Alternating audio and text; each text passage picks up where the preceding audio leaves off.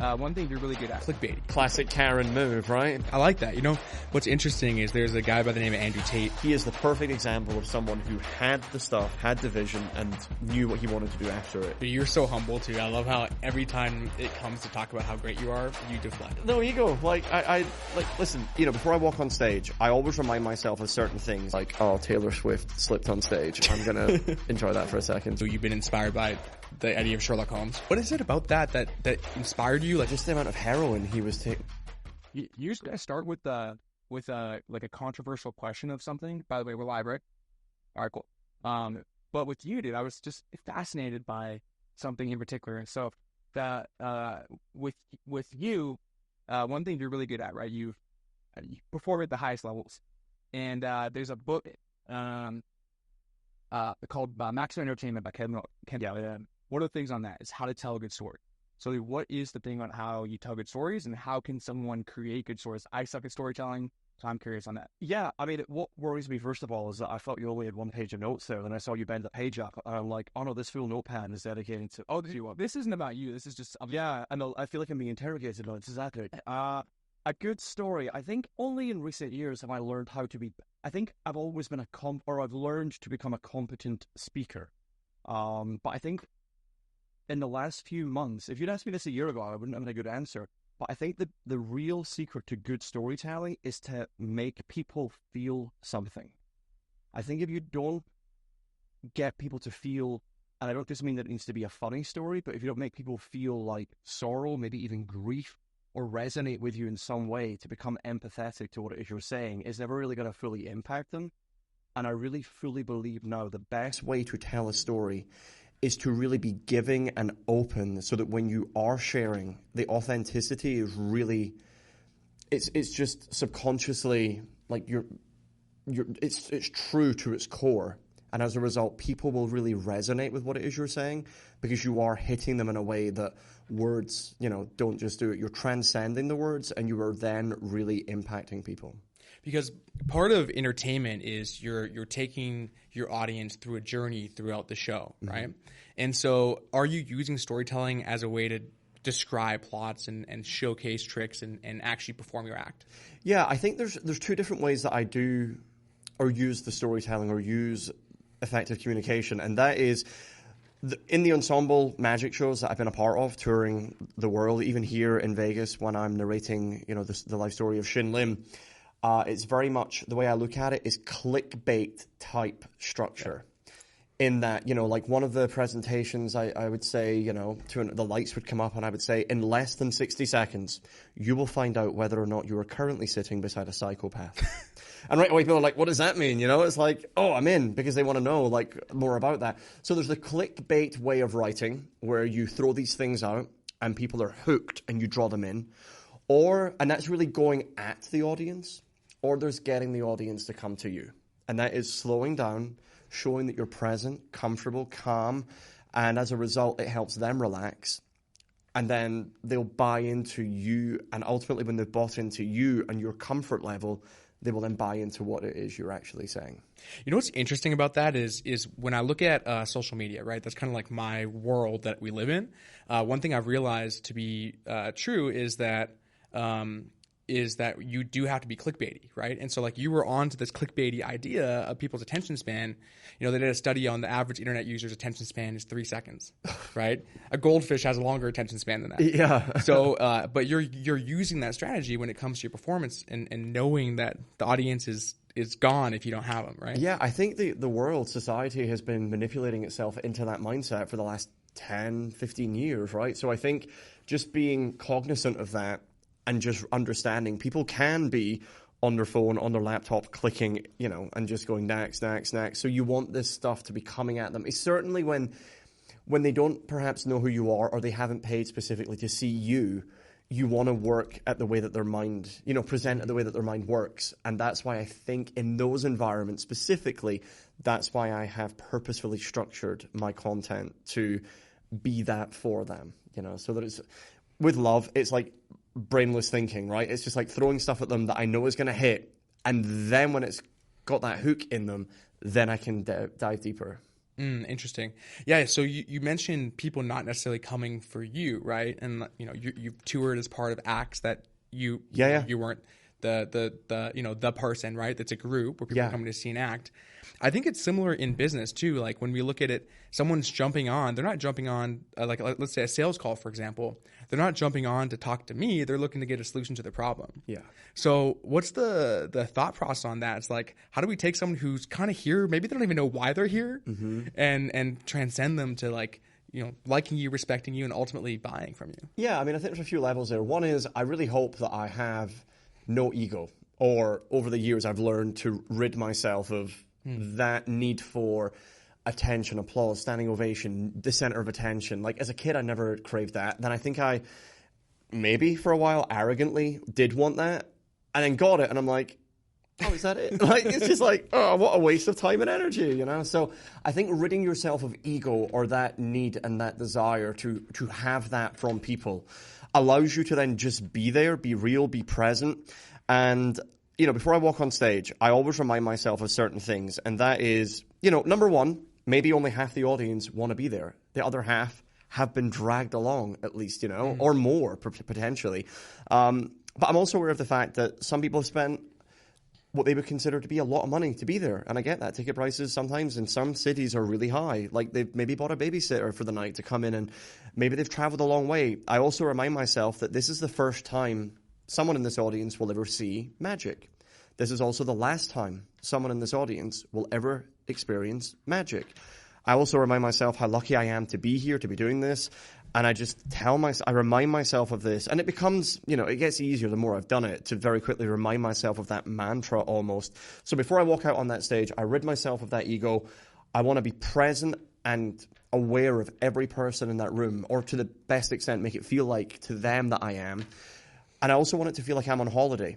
I also have chosen purposefully I take what I do seriously, but I don't take myself seriously. I think a lot of what I do in the world of magic, mentalism, hypnotism, the performer can almost feel like this barrier for the audience between them and the wonder, because the performer wants it to be about them. And as a result, it's that ego thing. And I think when you rid yourself of that, you don't get in the way of that experience. And I think when you can then match or mirror for a lot of that audience their energy level, when I feel like people are like, oh, I don't want to be here, I make eye contact with them to an extent and then give the same vibe of, I really don't want to be here. And it's like almost in their head, it is that building rapport, right? Of like, in a warped, weird way, it's like they're feeling like, oh, he's like me. He like kind of almost doesn't want to be here. And as a result, there's that, the relationship then built through that shared energy level. And then when I feel like I've matched them, I then lift them to where I want them to be. Because I use a lot of comedy, it really helps then break down any barriers. And because I'm not taking myself seriously, because it's not so heavy on like intense, wow, magic, hand gestures, pyro, I can really connect with people. I mean, Victor Borg said it best: the closest distance between two people is laughter. And when you can laugh with people, you have that shared bond, and then I can move them into where I want to take them next. I like that. What's interesting is there's a guy by the name of Andrew Tate. I don't know if you've heard of him. Yeah. But he comes at the world from this antagonistic, angry place, which fascinatingly, the majority of the world is living in that place. Mm-hmm. But he's going, I think, maybe just a little bit higher than, like, if you look at what the majority of people are operating off of, he's kind of coming at them with a little bit higher energy level. Yeah. But it bumps them up. They feel resonated. They feel like someone's finally validating them. Mm-hmm. And I think if you can step into a room and you see, like, okay, people are pissed here. Let me, like, go kind of down to where they're at. And then let me kind of go a little bit higher, and by the end of it, everyone's just, has way higher energy. So yeah, and I mean, I'm obviously aware of the full sort of Andrew Tate movement, right? And I can understand where, and I say this because I think a lot of younger guys get into magic when you're a kid because you don't have the confidence to just go speak to people. You need this thing to connect with other people, right? So I'm looking at this as respectfully as I can. From my own experience, you get into this thing to give you that something, that catalyst, that spark at the beginning. But I think when you then look at the long-term effects of what that is going to do, like imagine walking into like freaking, In-N-Out Burger, like, whoa, give me a burger. I want it. Like, what? To chill out. Just like, I think people are going to burn themselves out if they're resonating at that level constantly. I don't think the long-term impacts are going to be healthy. I think fundamentally there is a sense of falseness to it. And if we're being honest, pretend for most people. It's not who they really are. And I think the longer you wear a mask, the more exhausting it becomes, and you're going to burn yourself out and break much, much faster than just trying to learn. You know, and personally, I'm not into this Andrew Tate approach at all. It's not for me, right? It is very extreme. It's very aggressive. And I'm just more like, dude, go watch Ted Lasso and like have a bubble bath. Like, you know, just, it's going to be okay. Like, what have you got to prove? Like, you're doing great. Like, it's fine. I mean, I think you're maybe in prison. Maybe you're not doing great. But you know, for the most part, like, I understand there's a time and a place to be confident. And there's a big difference between confidence and arrogance. And I also believe there's a time, maybe to be intense, but there's also a time to be vulnerable and gentle and understanding and considerate.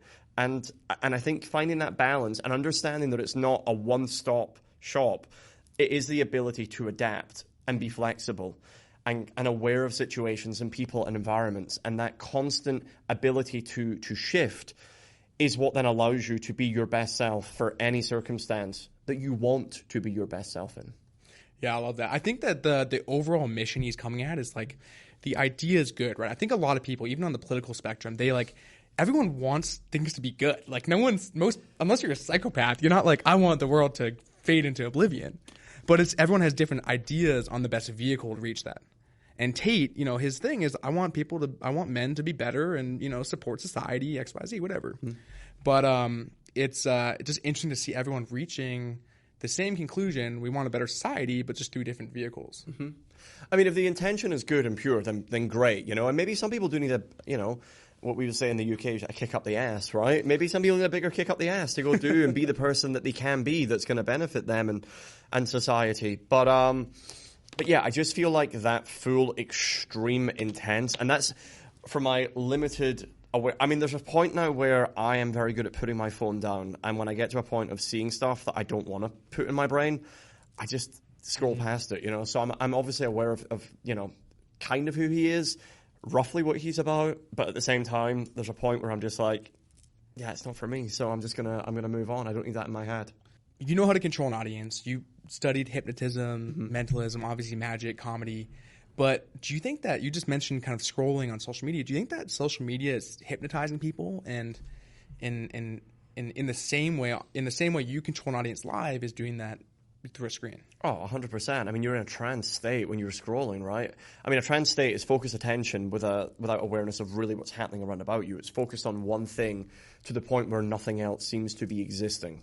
So, I mean, from that extent, yeah, when you're on your phone, you're in a trance. And when you're in a trance, you can be manipulated in all sorts of ways, which we all now know is happening, and yet we're still scrolling. So we don't seem too fussed by it. We're like, yeah, we're happy for this to be happening to us. Do you consume a lot of content, or would you say more of you're like a creator of content? I would say I wish I was better at creating content, because there's a lot in my head that I wish I could share. I'm just not fully in a place yet where I've worked out the best way to share it, where it would have the impact I hope that I'd try to allow it to have. So I'm still holding on to a lot of stuff that I want to create, and I'm waiting until I'm really ready to release that in a way that I think is going to be most effective and efficient, so people see it. And I think for me, I love like breaking molds and finding new approaches to things, and even like performing on stage. For me, it was always about like, at the end, you know, how can I take the show out the room, and how can we now be on the streets and do another 30 minutes? I'm always like, how can I do stuff that's different? Because I think when it's different, that's when it gets noticed. And I want, if I'm going to do stuff with love, for it to get noticed, right? So I wouldn't also say, though, I consume a lot of content either. I feel like I find what I'm looking for, and I try and focus on that. And it's usually videos of cats and kittens looking incredibly cute, which is easy to come by. But I'm really into mental health, mindfulness, and I feel like in the last few years I've gotten better at consuming more of that to just remind myself of a lot of lessons I had when I was in my earlier 20s, and just seeing how much it's advanced as well, and some of the new language that exists to explain things that we've never been able to explain before, like feelings, approaches, ways of thinking. And I think the advancements and improvements in that help us communicate more effectively. So I think for my own lexicon of information that I want to put in there and share, I try and focus purely on that. But I am also guilty of then getting to a point where I'm like, oh, Taylor Swift slipped on stage. I'm going to enjoy that for a second. She's human too. Good. Thanks. I can sleep well tonight. Have you slipped on stage before? Have I slipped on stage? Probably. I think, what did I do recently? Not me, but I had someone almost... We've got the video, so I watched back to make sure I didn't play a part in it. I did catch her. She just misjudged where the step was, went over to her ankle, and I, like Tobey Maguire, Spider-Man, caught her, and then just like... it was a good moment. It was... so, also, I'm adding lifesaver to my bio as of right now. So no, I think I do want to create more content, but I want to wait till I'm ready, and I do it in a way that I think is going to be most beneficial to people that I want to see it. Is that tying in? Would that be tying in what you do right now, or do you think it'd be like pivoting and shifting? Yeah, I mean, I think constantly. I mean, I think I've always been good at evolving. I think when you stay still at something, the world keeps moving. So ultimately, you get left behind. So I think my full career has been an evolution, and like some of the best comedians I know, like Eddie Izzard in the UK. His shows, if you buy his box set of DVDs, you basically see you watch one show, then you watch the next one, and you almost see like some material still there, but massively evolved. And in the next DVD, you see some of it still, like most of it's gone, but a few things there, but evolved. And I'm like, oh, some of the best creators, they're not stopping and restarting, they're just evolving constantly. So I think because of Eddie Izzard, that was integrated pretty early on to always be evolving. So the idea of pivoting, the only time I feel like I've really had to pivot or adapt really was like during COVID, when it was taking shows from the stage to down the camera lens and learning how can I be still the mind reader in this environment. That's the only time I've really had to adapt. But I think other than that, everything I've done has been an evolution and building on stuff and trying to make it different. And I definitely know in 10 years where I want to be, but it won't just be stopping all this and starting that. It will definitely be using the next 10 years to make sure that I am moving in that direction now, so that is the trajectory I'm on is going to make sure that I end up in that spot. It's interesting to see people that there's like people reach levels of success in whatever they're doing, right? And sometimes you see people, they reach it and they push through to another level, whereas other people, they kind of hit it and maybe it fizzles out and they're happy with that. But I think that constant evolution is critical to staying relevant, continuously pushing through to new levels of success. Yeah, I mean, Mihaly Csikszentmihalyi, the Hungarian psychologist, talks in his book about flow about the idea that if we're not being challenged constantly, we're going to end up becoming apathetic and or bored. So it is that full idea of, challenge, this line is challenge, this line is skill. If you're being challenged and you have the skills, you're going to experience flow. And then the other boxes look at if you're being challenged but you don't have the skills, that's when you get stressed. When there's no challenge, no skill, you get apathy. When there's no challenge but you have the skills, that's when you get bored.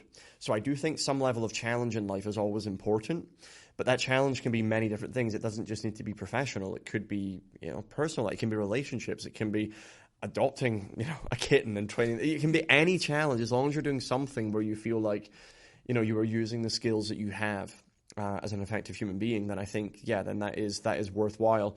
But for me, it has just so far always been professionally. I think that the one thing that has changed, though, is, and I mentioned it already with the idea of ridding myself as much as I can of ego, is making it less about me taking from the audience the applause and the standing ovations, etc., and it's now looking at ways of giving back. And I think that is, for me, is the next level. Like, I think for a while you go through life going, oh, it's money, I need the car, I need the watch, I need this size house. And then you go, is that it? And there's part of your mind where you could go, oh, there's a new watch, I need that new version. And I think for a while, for me, my guilty pleasure was clothing. I love the brand, All Saints is just like my go-to. I'm obsessed because as a student, their clothing, I mean, it is expensive clothing. I love the style, but I remember being a student and going into that shop when I was 18, 19 and feeling like, oh man, if I could afford one of these t-shirts one day, I've made it. And I remember looking at my wardrobe one day and just, you know, loads of these t-shirts. And I'm like, shit, why have I not realized I've made it? Like, that was my goal, was to have one of these t-shirts. And now you've got like 100 of these t-shirts. Like, you're there. Like, stop buying t-shirts, right? If you're out of coat hangers. But it's like, there comes a point where you're like, that stuff isn't fulfilling. I mean, we all know, like, there's no doubt about it. Money definitely takes the stress off. And especially like in this country, when I see like healthcare in this country compared to the UK, you know, it's structured so differently here, where there is a level where money definitely obviously alleviates a level of stress. Of course it does. But for me now, like, I am really trying to become the opposite now and be minimalist and I'm trying to get rid of stuff, and where I can gift stuff away and just keep what I need. Even in writing like new show content, it's like, do you know what? If I'm 36 now, almost probably statistically halfway through life, and it's like, I don't really need much new stuff anymore. Like, I have what I need to now live a very fulfilled, happy life. So it's like, how do I now switch this mindset of now just being more giving? And for me, it's now not about the tangible stuff. It's like, what are the experiences I want to have? What are the things I want to see? Where are the places I want to go? And what are the things I want to do? And that's now where I am very, again, fulfilled, I suppose, in life. Everyone I talk to who has I think there's two levels of success. There's I call it conscious success and unconscious success. There's people who, like me, who from the age I was 16, I was reading the books, you know, these how to be successful books, and how to win friends and influence people, and how to create wealth, and, you know, philosophical books. You know, I read a book called The Power of Now when I was like 17. Yeah. And so I'm on this journey, very intentional about what I'm creating. Mm-hmm. But other people, they're unconsciously successful. They just happen to be operating with success patterns, but they don't necessarily know it, mm-hmm. and they happen to become successful. Mm-hmm. But the common denominator is that whether you're unconsciously successful or consciously successful, the goal is never actually what makes you happy. It's the development through the process, it's the creation, it's the evolving of the human being. Mm-hmm. And it sounds like for you, you're moving into this, or maybe you already have, you just, you know, where it's like the next level of your next, like, I don't know, Colin 3.0 or 4.0, whatever that is for you. Yeah. No, I definitely think so. I definitely, you know, agree that, success, we you know, you're kind of taught as a kid success is measured in numbers and figures. And and I definitely think now I'm in a place where, you know, I have, you know, the things I always dreamed of and wanted, and I'm super grateful for that. But I think that idea of going back to what you said of pushing through, and I think if you just keep pushing yourself, like, that is when you burn out. That is when you're going to get to 60, 70 and just go, where did that time go? And it's like, I think now the thing I treasure and value most is time. Mm. And the fact that I'm so grateful and fortunate to have the luxury to have the time now to spend with the people I want, when I want, doing the things I want. And like, that is, for me, that is real success, is when you have the time. Because that is the one thing you can't buy back, obviously. You get one dose of that, and like, you better spend it wisely. And that is the thing that I now realize that I am so fortunate that I have. That is what makes me feel successful, is I have the time on stage that I want to be doing the stuff that I love, the time with the people doing the things we want to do together, and the time alone where I can be working on myself, learning, improving. And, you know, as you said, some of this stuff has been thankfully unconscious. Some of it has been learned from very similar book journeys that we've both been on. And some of it is just listening now to other people and their stories. And it's so interesting that for a lot of people, they've come through some sort of trauma or difficult upbringing. And I'm very fortunate that my parents, you know, one thing I get asked a lot is, have you ever seen like a magic trick or something that has fooled you and you've had no idea how it's done? Or have you seen something amazing that you had no idea how it was done? And in magic, no. But in real life, like, thinking back to my upbringing of my two parents who left school without any real qualifications and grafting a living and creating their own businesses, all whilst making myself and my sister feel, you know, loved and spoiled. Like, I have no idea how they managed to juggle all these things and make it work and still be, you know, married for like 40 years and happily married. And it's like, how did you guys do that because, like, you know, I'm divorced twice. I am someone who is in my head a lot, overthinking, and, you know, now I've spent a few years in therapy and just to deal with a number of things. It's like, I have all this help and this time. How did you guys do it when, like, you did not stop working? Like, that is the thing that, thinking back, has amazed me most, is like how impressive, you know, and not just my parents, I'm sure many people can relate to that story as well. But because my upbringing was so, like, joyous and happy and loving, I feel very fortunate that I managed to discover a lot of these things as well that I may have overlooked because of, like, how much of a like, here's like, we, you know, growing up, we lived in a small house, and then one of my dad's businesses was building houses, so we lived in like a caravan for like 3 months while he built the house that we then grew up in, which was a beautiful house. But, you know, so I've had a real journey of like learning to appreciate working hard, creating things for yourself, because my parents, without realizing it, are two of the best entrepreneurs I've ever seen, you know, building these businesses from essentially what you could consider to be nothing except hard work and energy and passion, and to be doing all of that whilst, again, allowing us to feel loved and encouraged. Because when I told them I wanted to go to university when I was like 15, they were on board. When I told them after university I didn't want to use that degree, I wanted to go travel the world as this performer, they were on board. So I think to just have all of that backing from two people who have made this work has been like the most inspiring thing. And I think trying to replicate that in my own way is where it's kind of come from. Interesting. Now, you obviously, by your look and, you know, what you do, you've been inspired by the idea of Sherlock Holmes. Right? Yeah. Yeah. Like, you're the real life version of it. And I wonder why. Yeah. What is it about that inspired you? Like, what did you see that when you were like a kid, like looking through your child's eyes, was like, that's cool? Yeah, just the amount of heroin he was taking. No, I'm joking. So as a kid, when I discovered the book in my primary school library, I must have been like 7 or 8. I forget the exact age. But I opened it up to this page where this guy was basically revealing all these facts about someone else. And I was like, how did you know that? And then you turn the page and it tells you how he knew. And I was like, what? This is amazing. And I would basically skim the book to find what I would class as the cool stuff of him deducing things about other people.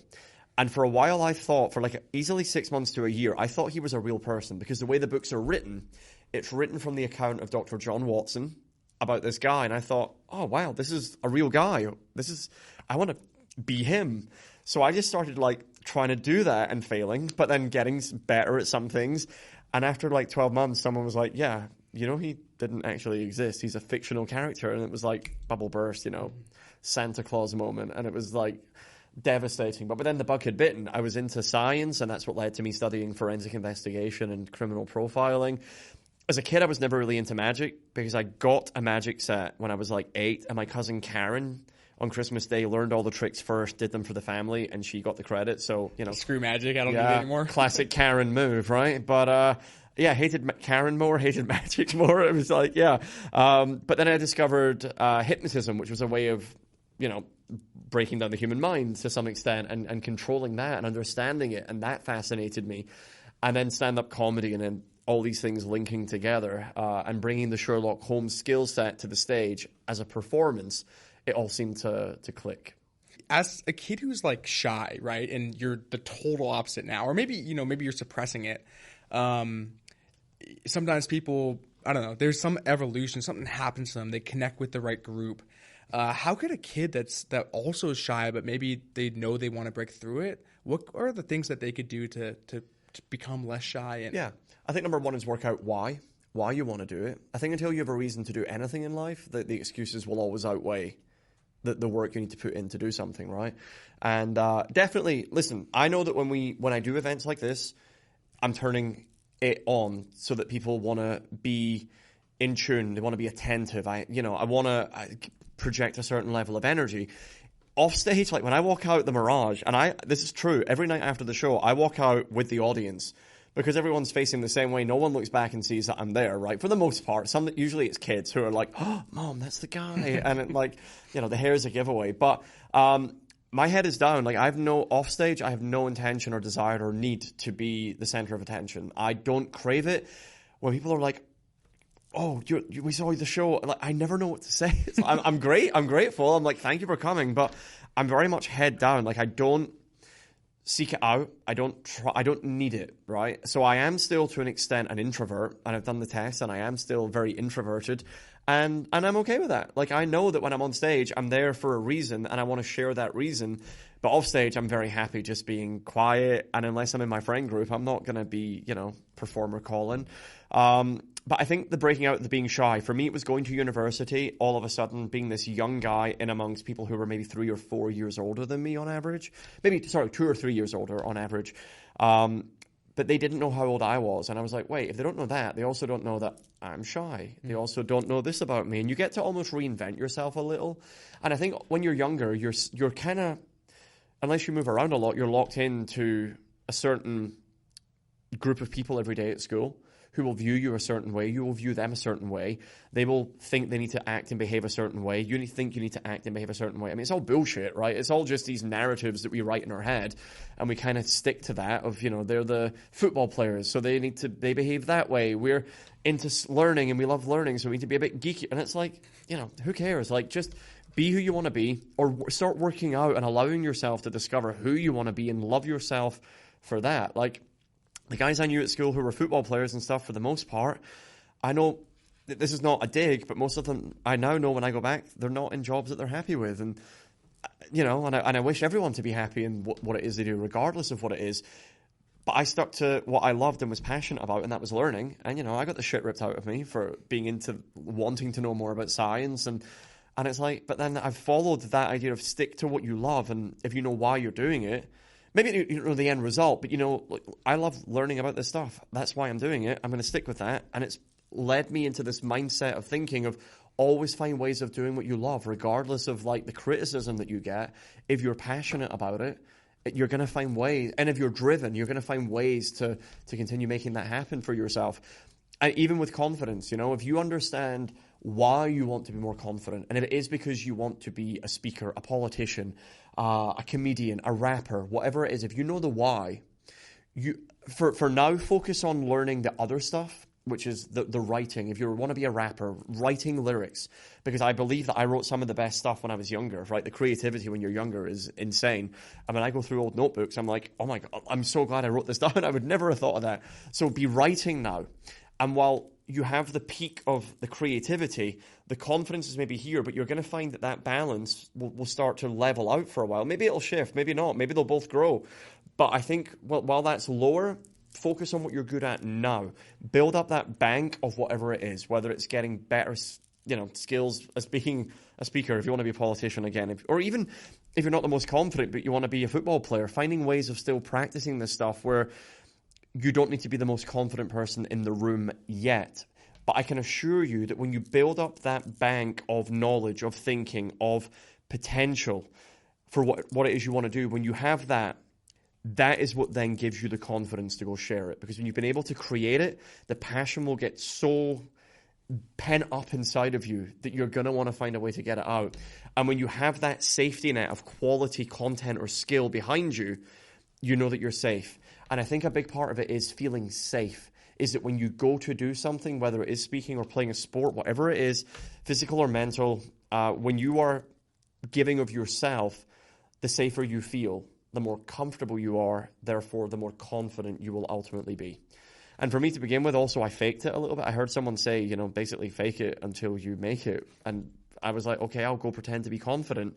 And people believed it. And it was like, oh, wait, this is pretending and doing it are almost the same thing, and that's where it started. And I think now it's just, the safety net was great of me knowing I've got like an hour show that I know is going to work, or hoped would work, but people had told me that I shared it with, they're like, listen, this is all good stuff, go do it, and you get that confidence, that reassurance from other people. So then when I stood up and did it, probably was not anywhere near the best show I ever gave, probably wasn't also the worst show that I've ever done, but certainly when you do it, you realize, oh, it's not actually that bad. And when you get the first one done, you're off. Even every night when I walk on stage, I am never nervous when I walk on stage, but I certainly care about that audience seeing the best show that I can possibly give them. And that level of care does then add a certain level of trepidation of like, okay, better be good because they only see it once. And I know when I get that first laugh, that's it. We're off.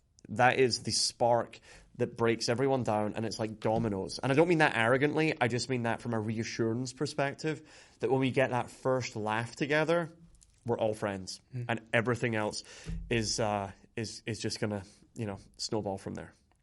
It's cool because the mindset you have with that is, it's like, develop the skill set, move to what you really want to do.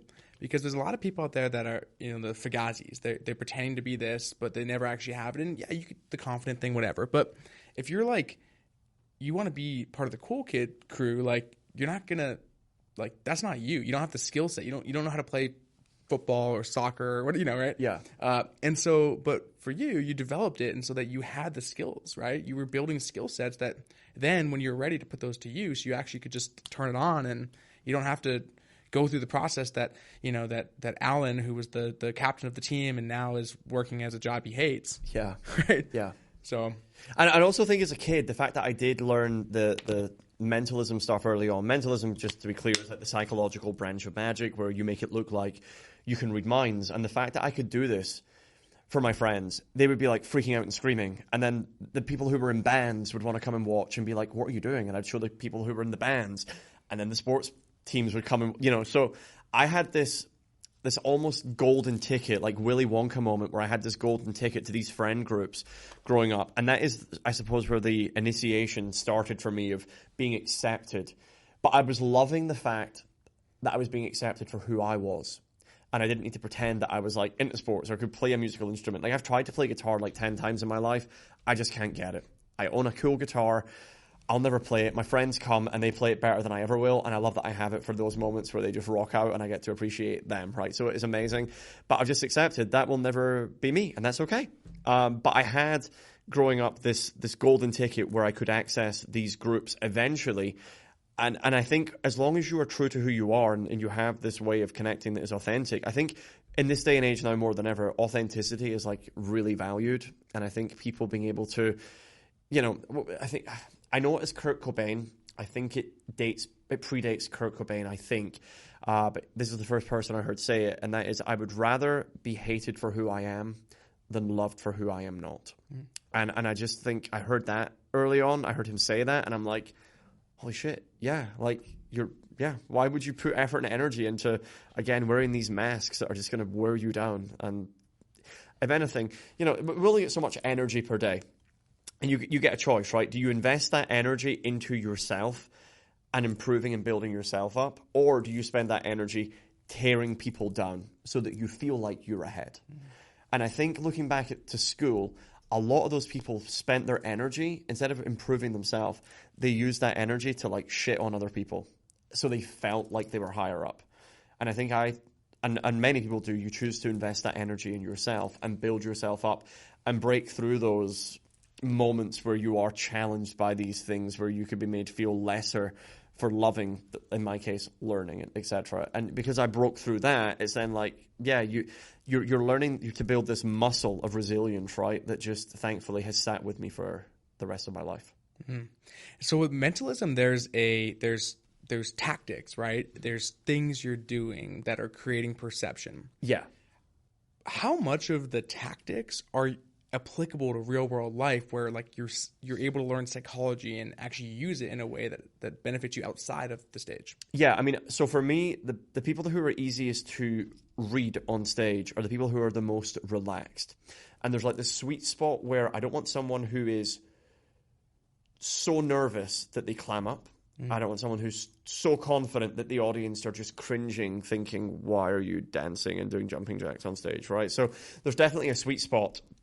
The real skills that I have learned for negotiation, communication, and that real sense of control of people, and I use control in a loving way, I don't mean it in a manipulative way, but that sense of being able to instantly read someone's personality. Everyone's picked at random for the show, so I never know who I'm going to get. And who I get dictates how well what I'm going to do will go, right? And again, going back to that idea of this audience get to see this once, I want it to be perfect for them. So it's my responsibility to be able to control people into that sweet spot where they shine, essentially. My goal, I think, as a performer and as a speaker at any event I'm at, is to get the people who come on stage to look as good as possible. Because when they look good, we all look good, and we all have a better time. And I think when people come up, I get a real read of, are they too over the top? Do I need to use certain language to rein them in a little bit so that they don't embarrass themselves? Because I don't want anyone to look bad, right? Or if people are really nervous, do I need to build them up in the few seconds that, because my mic gets killed when people are walking to the stage and the music's playing as they walk to the stage. And it's in that moment that I am basically delivering the lines that I need to. I look at myself as a conductor on that stage. I'm conducting the energy of the audience and the behavior of the people on stage. And it's in that moment I need to decide what, if I do, first of all, do I need to say anything? And if I do, what do I need to say to get this person to a place where they're going to give the best performance? Because I don't treat people like props. Usually they're on stage for like 10 minutes. And in that 10 minutes, I want them to have their moment so that people remember them as much as me. Again, removing the ego, I know that me and them together will create an experience that will amaze everyone, them included. So I want them to be the best person to complement me, Colin, the performer on stage. So me reading that person, just standing up, walking to the stage, that is when I'm using the real skills of reading someone. Then when they're on stage, I'm using the mentalism techniques with a combination of the suggestion techniques and real psychology and, my training. It's all now so combined that it would be tough to fully pick it apart. There are definitely certain tricks and techniques that I'm using, right? There's no doubt about it, and I'm honest about that. But it's a combination of those things that really make it, I think, and hope, as amazing as it is. That's interesting. It's interesting to hear the kind of the behind the scenes working of stuff. Right? Yeah, and I'm at a point where I have an appreciation for the art and I respect it that I'm never ever going to expose how it's done like one of these mass magician shows. But also, I'm proud of the fact that I am able to layer all these things together to create. I mean, people are after the show. Some people are like, "Oh, you must be psychic," and I'm like, "Absolutely not." But I'm amazed that it is a magical enough experience that it looks like it could be. What in the event of like hecklers and or maybe an audience that's off, how do you regain control? I shouldn't say this because I don't want to encourage it, but I love when heckles happen. I just love having to be present, and I love. I grew up for 10 years in performing in Glasgow comedy clubs, in cabaret environments where I'm on with 10 phenomenal dancers who are females who are going to basically slowly undress for this audience who are there to drink cocktails, eat amazing food, watch them and not have to think. Then I come out with far too much hairspray and try to engage them for 20 minutes. And it's like, what are you doing? Like, what is this? So I really went through, the ringer, as it were, learning how to perform. And I love that the place I learned was that hard, because now that I have done that and learned how to cope and succeed in that environment, anything else is, put me on stage on Broadway now with a spotlight. It's like, I'm flying. This is easy now compared to those environments. I'm so grateful of the hard experiences. And people would heckle there. So my Rolodex for heckles is pretty extreme. I will also say at the Mirage, I'm encouraged to stay to Disney level humor. So it needs to be family friendly. No one needs to be offended in that show. So I need to basically filter a lot before I respond. But heckling and stuff, I love it because it's like, there's two ways that people heckle. Either someone is drunk, obnoxious, or just wants to be rude for the sake of it. And that's one branch of heckling. The other branch, and that's easy to deal with because the audience turn on that person very quickly. The other branch are people who just shout because they think they want to be involved. They want to add to the experience. And I don't want to encourage it because I don't want to throw off, the show is set to a certain time limit, right? So I don't want to add more time to the show. But the people that want to shout to add to the experience, it's like, that's a beautiful thing. That is like people who have the confidence to want to engage, and they're like, oh, pick me, I want to do this. They want to be seen and acknowledged, and I do think it's quite wonderful, and I have ways of dealing with that as well, and still including those people. So I love it because then the audience know that show that they saw was just for them. That's never happening that way again. And, as much as I love and appreciate and admire Shin Lim's magic, which is beautiful artistic pieces to music, unless he consciously chooses to change aspects of that before the show, what you are watching is a beautifully choreographed dance that is stunningly magical. But for him, it will always be the same every night.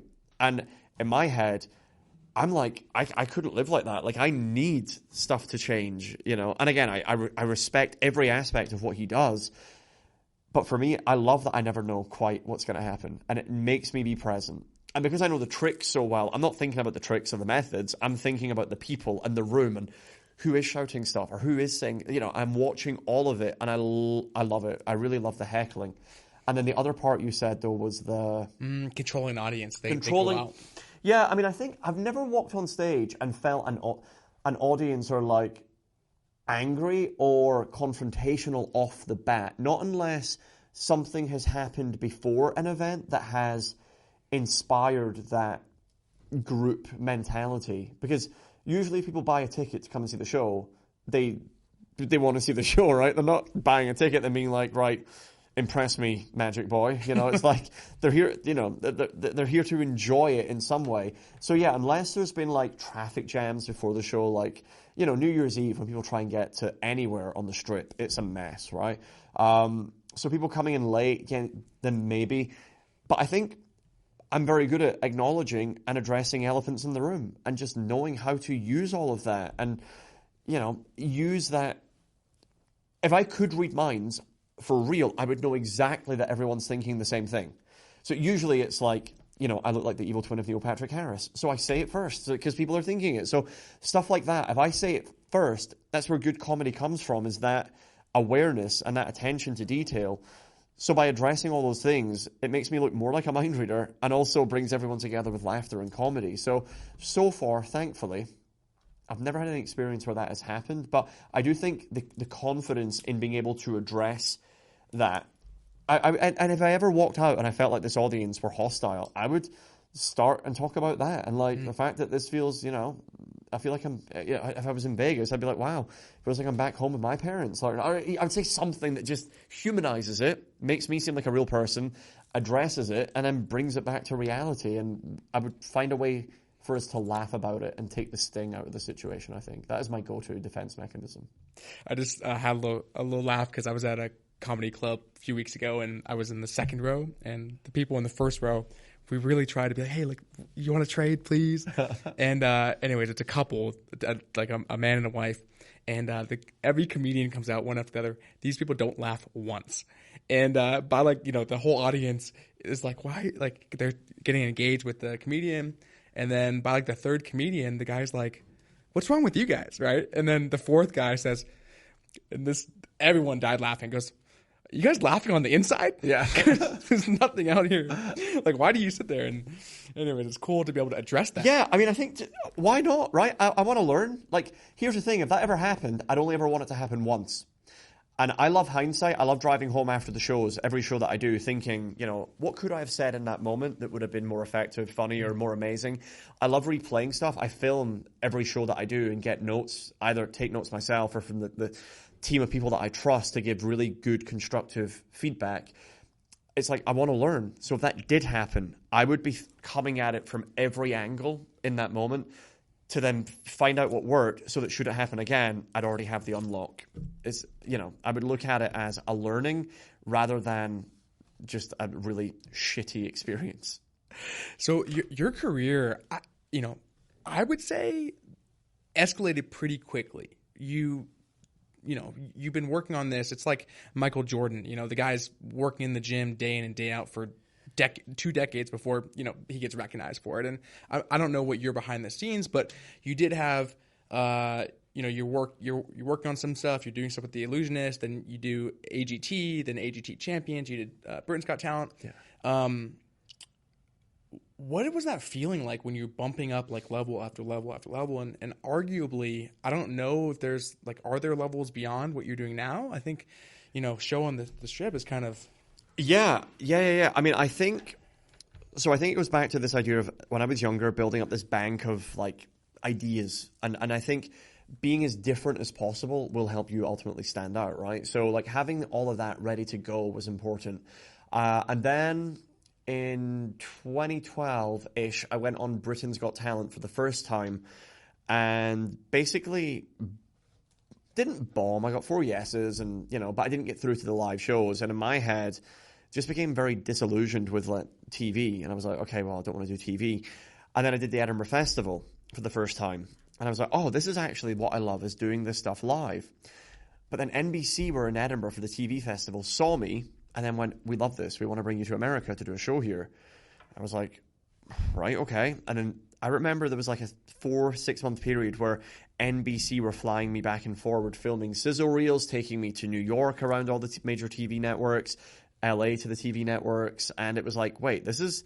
And then they announced it on NBC Peacock, announced it. They'd signed me. We're working on a series. And I'm like, what is happening? This is it. And then overnight, it went away. Like they got a new top person and they were like, actually, we don't want to do any more mentalism or magic for now. So never mind. And it was just all of a sudden, what felt like it was a guaranteed, we're signing contracts. I'm for the first time ever getting lawyers. And I'm like, this is real. This is... wow. And it went away, and then I hated TV even more, and I was like, yeah, that is such a head fuck to be that close.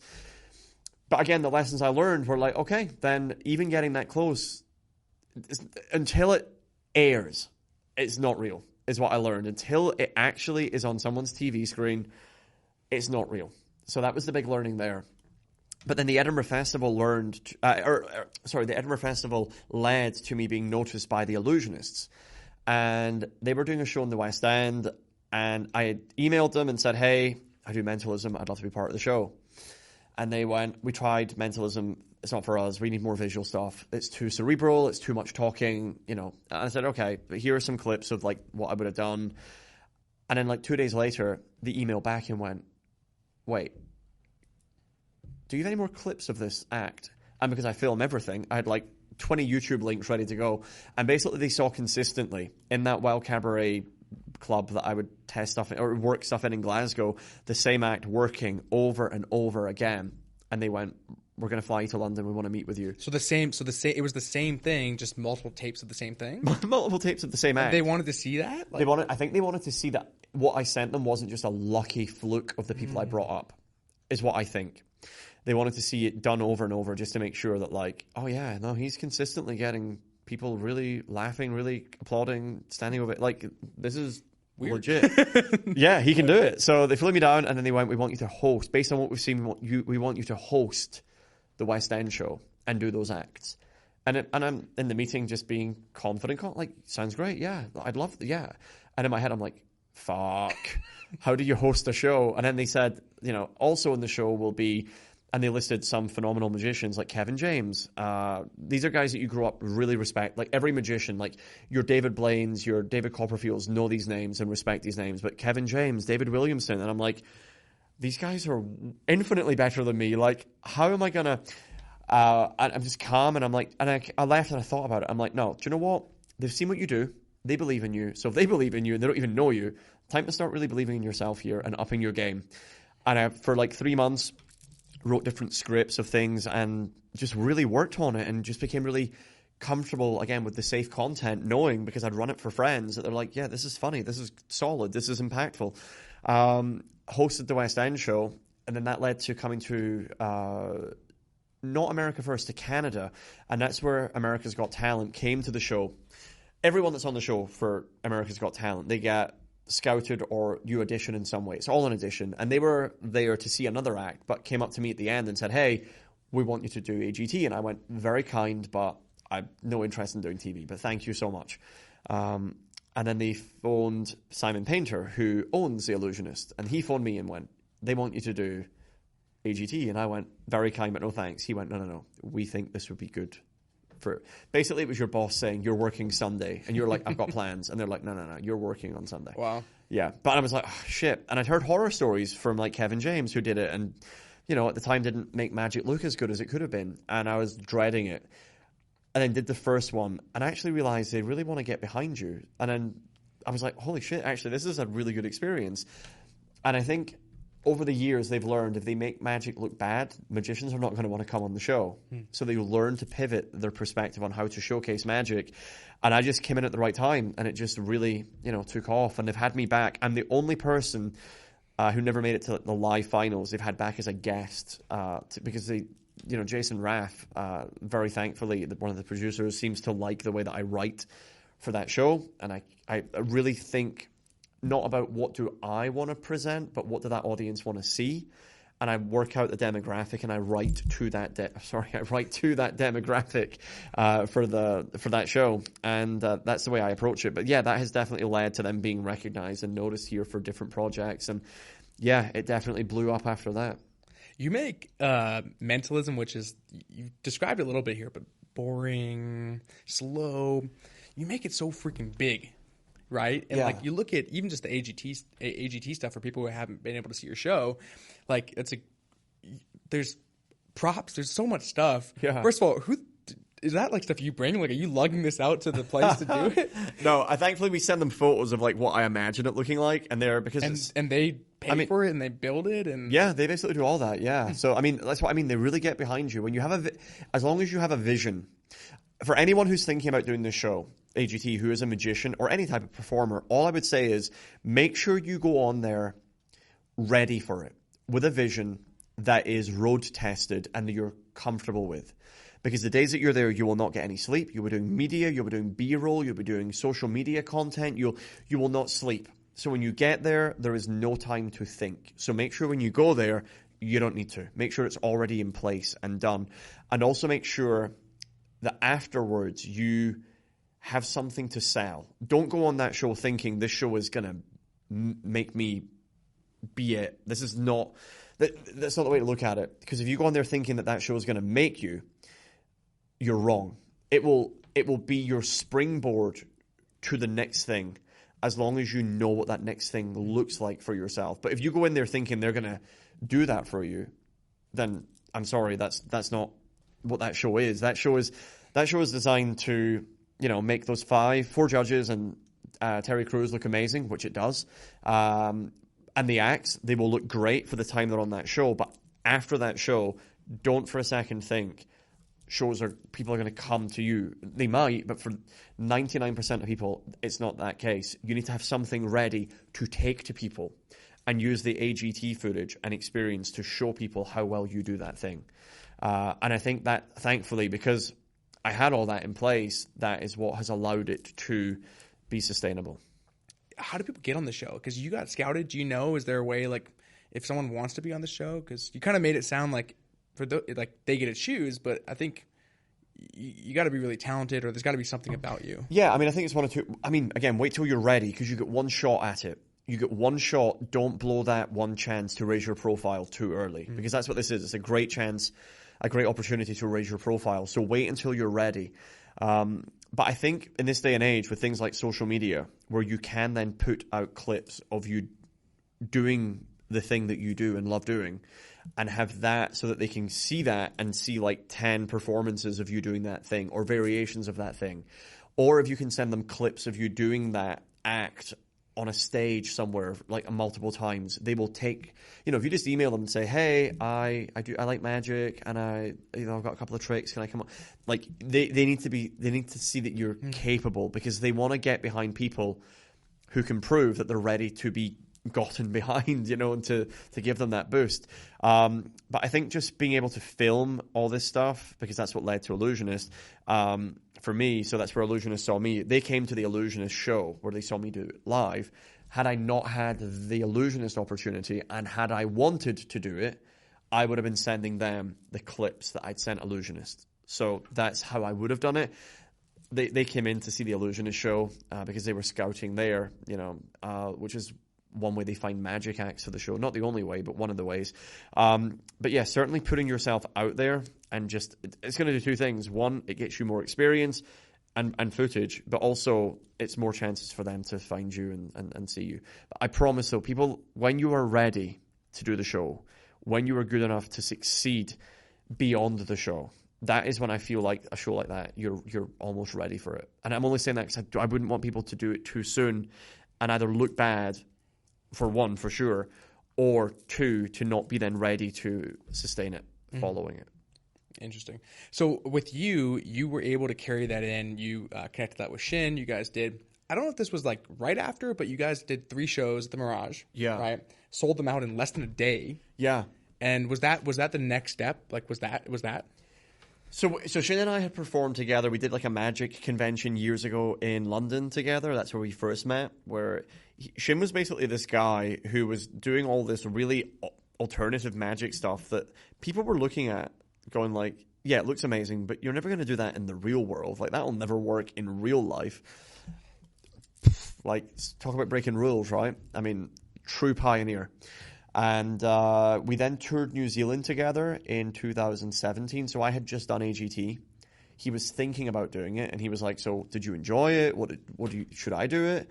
And I was like, dude, your stuff's amazing. Yeah, like, if you want to raise your profile, 100%. Speaking of someone being ready, right? He is the perfect example of someone who had the stuff, had the vision, and knew what he wanted to do after it. So, like, perfect example of someone who should have done that show at that time, clearly, by winning it twice. I mean, he's won the show twice, and I've won it 0 times. So between us, we've won it, twice. Yeah, 1 each. But he was ready. And is that one you use in the show? That was good. It's not. It's one that I've written and I've thought about using, but there's no time. So so I thought I'm going to use it here. Yeah, he... Remind me of the question. Let me go back. How many times did you win AGT? Yeah, loads. I don't know. Yeah.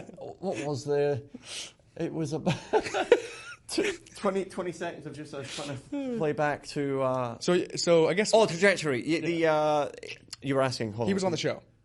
So Shin did it. He won it. And then getting the show here. So we toured New Zealand together. One time for him, one time for you. That's how it works. Yeah. And then he won. Then we did Broadway together in 2018. And he took me aside one night and said, hey, there's like some people in who were watching the show, and like he basically said in confidence at the time, I'm about to do my own residency in Vegas. Would you like to come and like be part of that? And you're imagining like, oh, he wants me to open the curtains, but in the back. And I'm like, yeah. But I didn't. I was like, well, that I'm good at the talking stuff. Did you want me to come and like write some stuff for you, or I don't know what you mean, but I'm like, say yes to everything, and I work it out later. And he was basically like, yeah, I want to do the show where basically it's a story of my. At the time, it wasn't the story of my life, but he wanted to tell his story, his journey. And he was like, I want you to come in and like narrate and like do bits. So I thought, best case scenario, I was like, oh, you want me to come and do 20 minutes at the start? Yeah, great. I'm honored. He was like, no. I want you to do yes at the start, but then me, then you, then me. And like, I was like, holy shit, this is like amazing. The reason it was amazing is that it was to begin with, it was only 3 nights and they sold out, as you said. Then Mirage said 3 months, and then they were basically filling up. Like, he was... I mean, his profile's still high, but at the time, you've just won AGT twice. Everyone knows who you are, So it just kept selling out, and they just kept adding more and more shows. And he was like, can you commit to being a part of this journey? And again, honored, but I love the fact that it wasn't touring anymore. I will say, touring, doing, I imagine, anything that you love is a love-hate relationship. You love the 30 minutes you get on stage, but then you've got 23 hours, 30 minutes of a day that you need to fill up with being away from friends, family, life, and that can tear you apart, So the fact I got to be in one place for any length of time was like, this is amazing. Yes, I love that. And here we are, that was 2019. Here we are currently 2023, almost into 2024, and it's still, packed every single night, if not sold out. Amazing.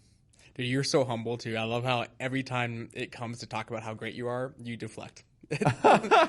Just no ego. Like I listen, I hope I'm good at what I do. And I think the fact that someone who I respect as much as Shin Lim has asked me to be basically standing side by side with him on that stage, that is the biggest honor in what I do.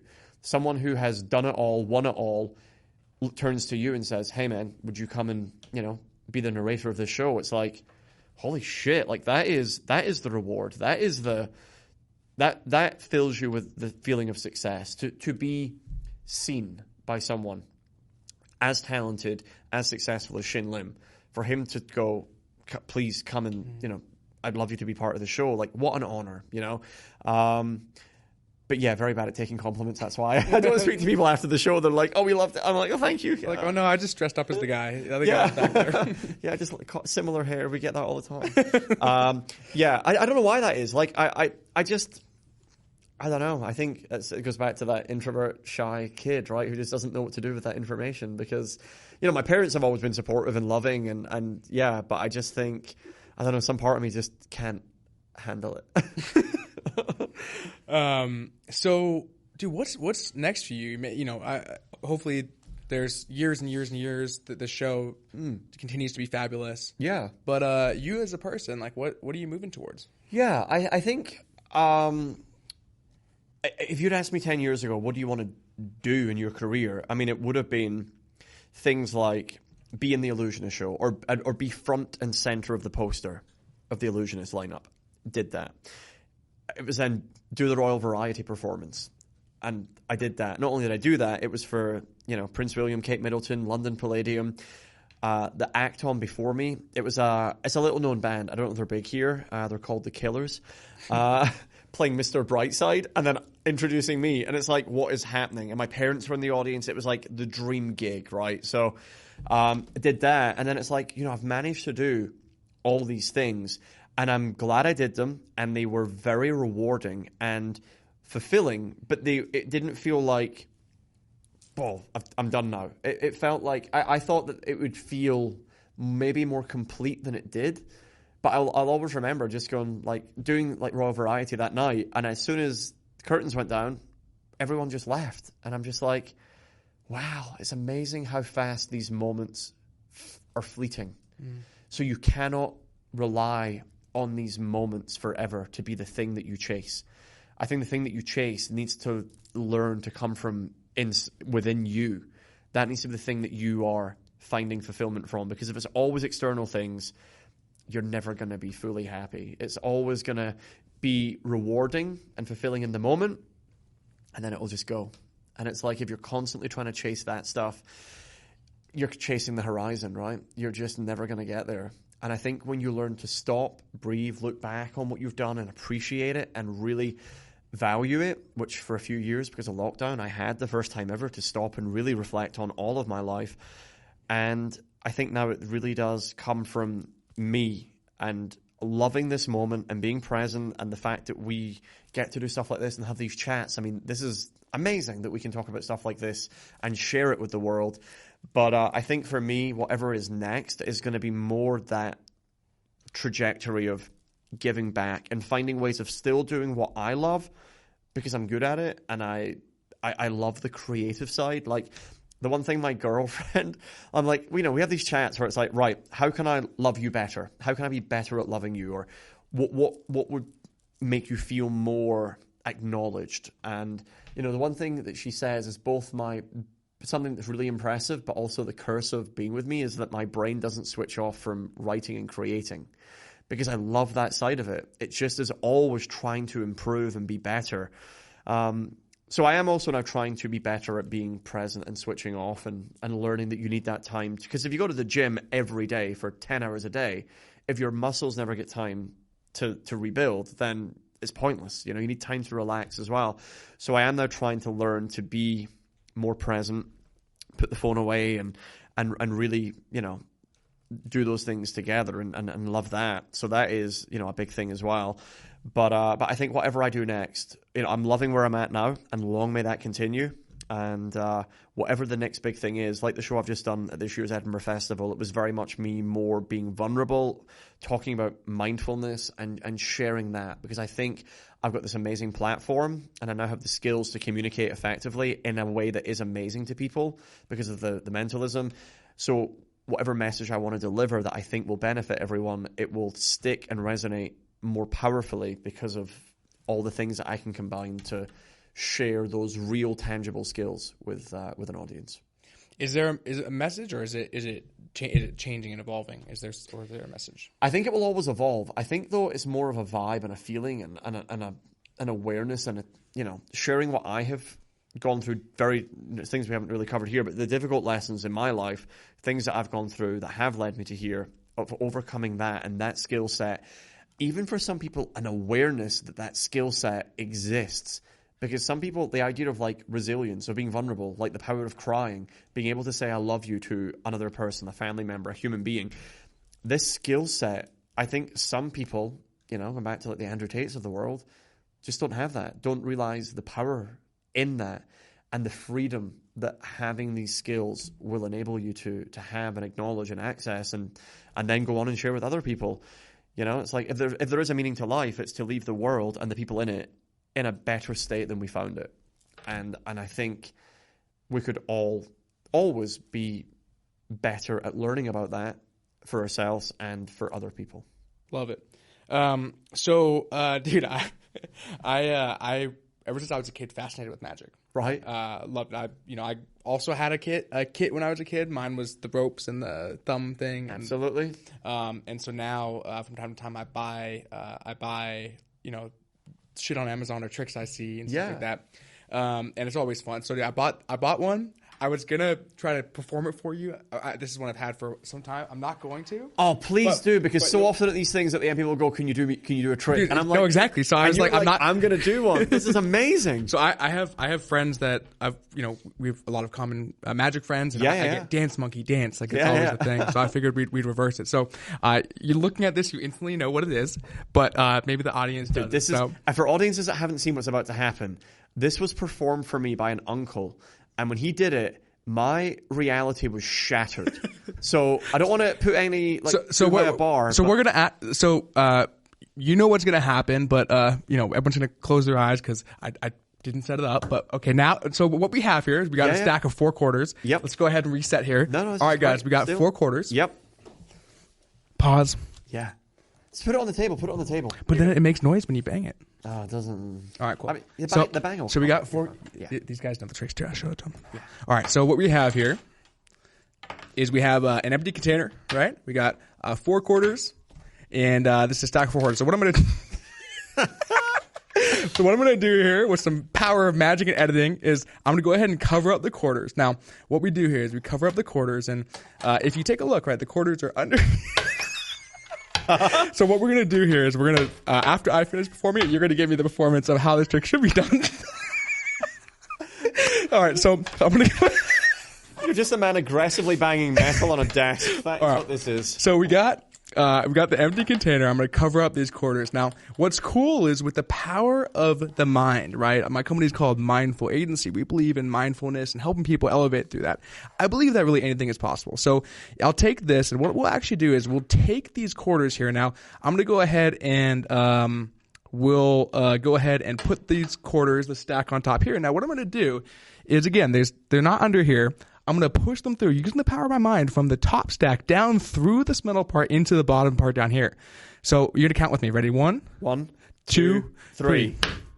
And now everyone always says, okay, Dylan, well, they're just sitting in the top, right? You just did something there. Well, no, that's not how it works.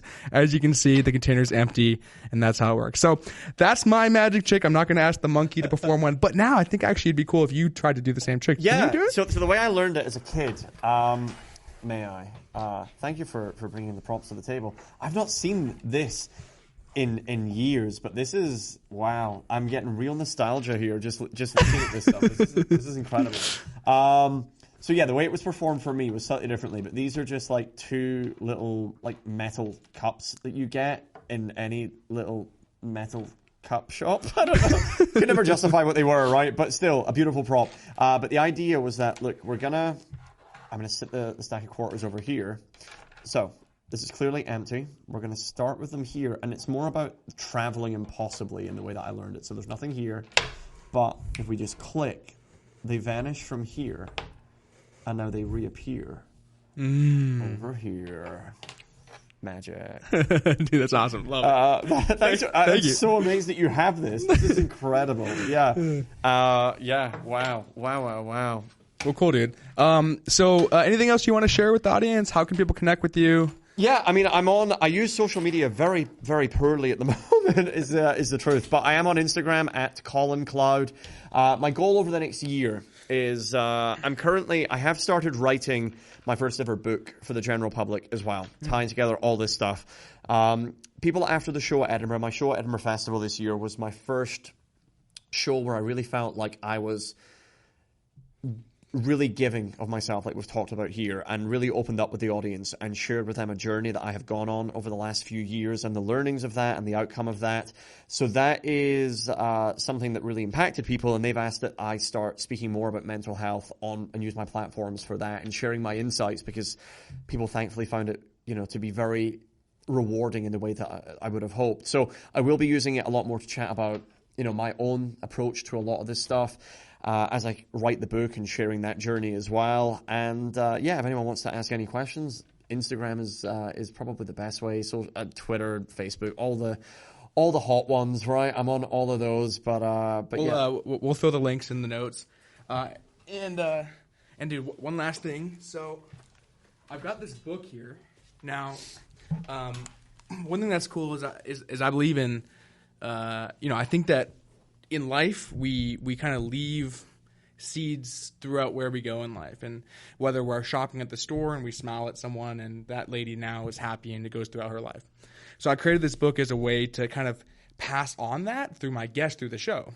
So what's cool is the previous guests, while they didn't know who you'd be or what we'd talk about, wrote a question they wanted you to answer. Okay. So you'll answer the question and then you'll leave one for the next guest. Perfect. So it's a beautiful book as well. Thanks, man. All right. So what could you do differently to achieve your number one goal quicker? What could I do differently to achieve my number one goal quicker? It's interesting, right? Because my number one goal has always been kind of changing and evolving. But what could I have done quicker?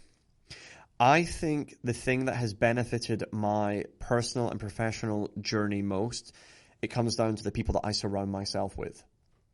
And the people that I mentioned who, even for like the shows, when I write a show and send them the script, they'll read it and give me amazing feedback. That is like the most beneficial thing on the planet. But then even for like learning personal growth, there are people that I can, usually the same people. My girlfriend's a psychologist. My best friend is like so into meditation and mindset thinking. It's amazing, like the stuff he knows. So those people are actually the same, it's the same group. And I love that I have those people to help me evolve. But I will also say that in life, there have been people who have been bad for me.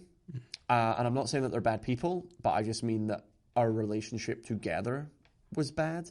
And as a result, that can be like these roadblocks that are in your life. And I think the one skill I wish I had was to have been able to get rid of certain people all throughout my life much, much sooner. And then cultivate the group that is actually good for me.